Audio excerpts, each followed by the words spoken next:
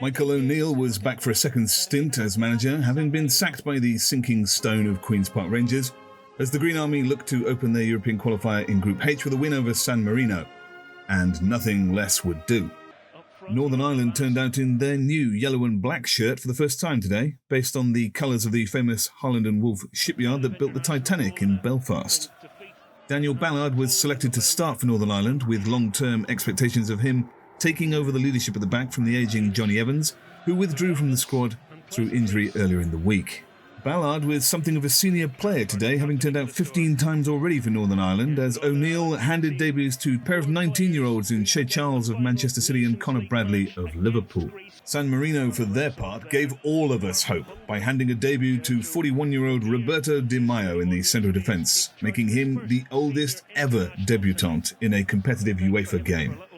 The match saw the Green Army secure a 2-0 win, with Churg grabbing both goals. But let's have a look at all the touches for Daniel Ballard. As early as possible from his international manager, Michael O'Neill. Still trusting him down that left side for this one. How big of a boost is that for you as a player when first chance for the host to string a couple of passes together? I don't know if it's just me, but the ball seems like it's really hard. Good early chucker, make a good decision just to settle yourself down. You can see that San Marino were quite happy to sit back, get plenty of men behind the ball, and then try and play in the... Last month for the draw at RB Leipzig in the Champions League, so a player very well thought of, clearly. Try and disrupt the San Marino back line. Ballard. Dion Charles is on it once already, and we're only 7 minutes into the game, so clearly that's something Michael has emphasised to the players. Period of time, whether he comes back and plays international football again is yet to be seen, so there's certainly a position there for someone to go and grab and take hold of. And Dion Charles gets the first opportunity tonight under Michael O'Neill. Ballard being given some time to think about where he wants to play his pass, and has his heels clipped. Might have wanted a bit more movement in front of him, but he is, as Ian Dowie was saying, very capable on the ball. That's a neat turn outside the edge of the area. Just balance lost there. A crucial moment for Washington, but the last time they played here, it really did require patience. It was 3 goals in the final 20 minutes that gave a glossier look at the scoreline and made it all in the end feel a lot more comfortable than for 70 minutes it did do. Result, is it simply just about get the win, get going as such, or does he need a performance before the Finland game too to give him a bit of a lift?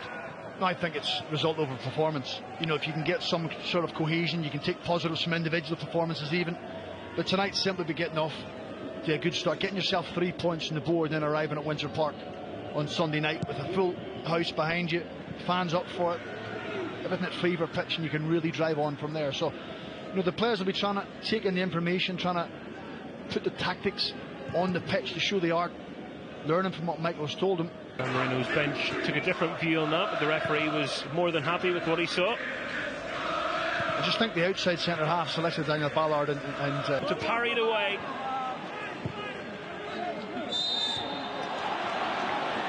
And Ballard a little too combative, according to Billy Peacock. Fire with a good save in the end.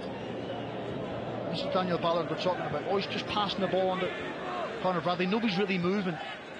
San Marino allowed to stay in the shape, they're allowed to stay rigid, whereas sometimes you just have to step forward. Maybe a midfield player comes to you and you pick his man off. And you can see the intention of San Marino as well. They're not going to press too high. They're out of nothing, completely unexpectedly. I think Connor Washington have been quiet so far, been very little ball into their feet. And further, you can see players moving into those wide areas, and to your point, Stephen, I think they want the ball quicker. Michael O'Neill was counting the offences. Yeah, I think there was at least one yellow card in there, possibly, and I think that's what Michael O'Neill is trying to... Nobody in Northern Ireland haven't wasted any time with the goal kick.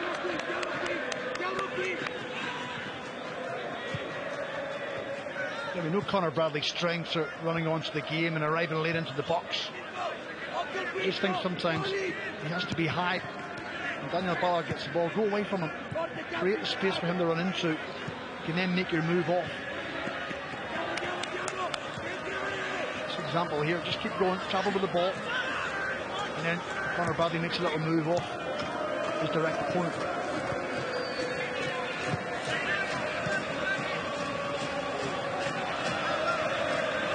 What they can't do is get fed up passing the ball.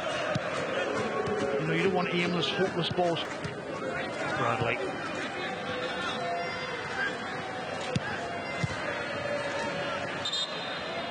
And that will at least require talking to. It's a final warning for Lorenzo Capiccioni. He was part of San Marino's under-21s until last summer, earning his third cap for the senior team. Here is Northern Ireland find their first goal of the campaign. Brandishes a yellow card.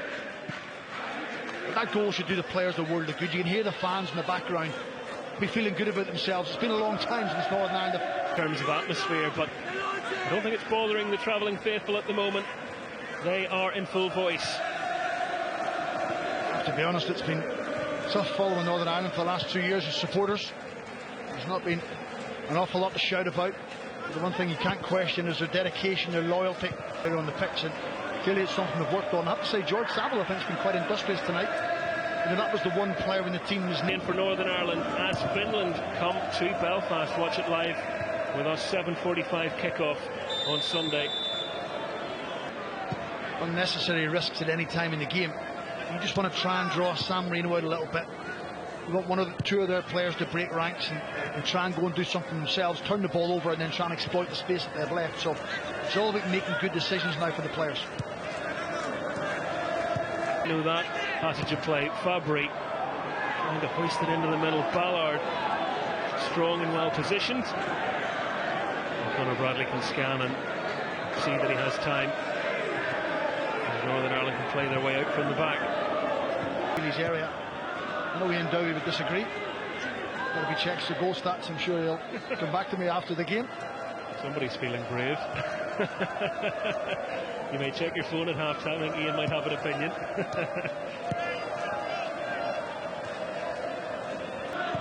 Apoplectic towards the referee. It's a clear foul. I think the decision tonight would have been between Conor Bradley and Try Humes, who would play in that position, and I just think the game may suit Conor Bradley a little bit better because you can take the reins off. He's a bit of a dribbler because in his younger days he played.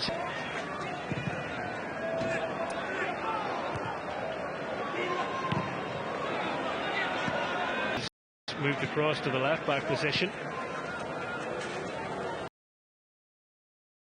Easy to pick out with his long hair.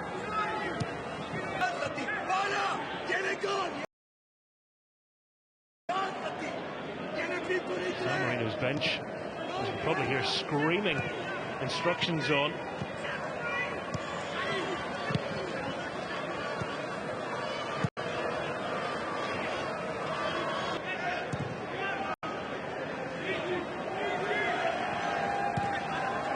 It's been a professional performance. You know, I think Northern Ireland's biggest danger tonight was themselves inside their minds, thinking this was just a case of turning up and getting the job done. It's not. Albeit they're a small country with very little history with regards to winning games and scoring goals, but you still have to get the job done.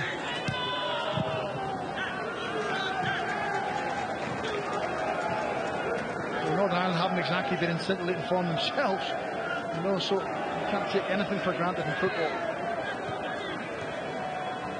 Well, that home win against Kosovo, pretty much all they had to cheer about in the Nations League. But new manager, fresh start, renewed optimism, and there will be no more time in this first half as Giorgio Bocchier brings it to an end. And a half where Dion Charles got his first goal for his country and gave those fans plenty to cheer about. The task just gets that bit more difficult for them. Let's start at the game. On the players to get themselves back up to speed, to keep the tempo of the ball moving, keep making positive decisions in position.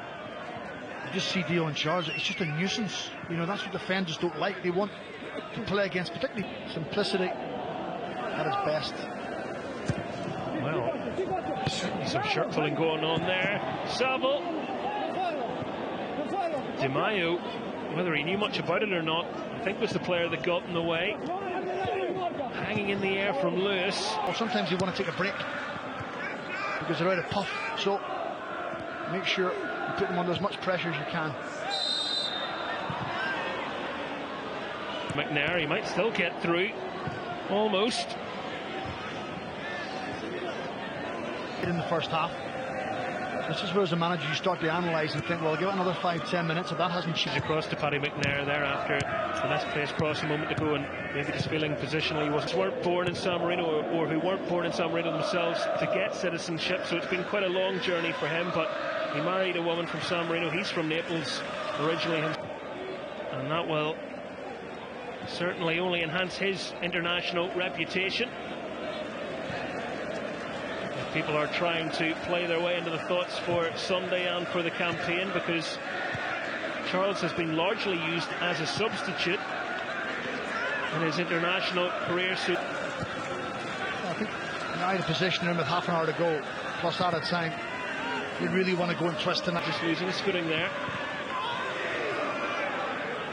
Remember the other score that night?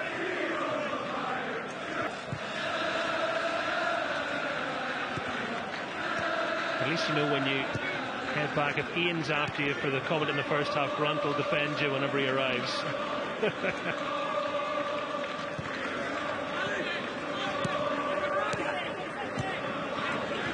Dion Charles now being a hungry centre forward, he'll be desperate to get a hat trick. Remember, the longer the game goes, you may have to protect him and bring him off, because he's been that important for them tonight that you want him fresh and fit, ready to go on Sunday. Tossy easily thundered away. Gone about very tidily, hasn't he? Just able to stroll around the pitch, doesn't get too flustered, gets the ball, looks around, finds it in the disguise on the pass, and a smidge beyond Dion Charles, but no short. No good pass that time by Shea Charles. They do enough defensively. Josh McGuinness is on. That will also be a debut for Cameron McKeon.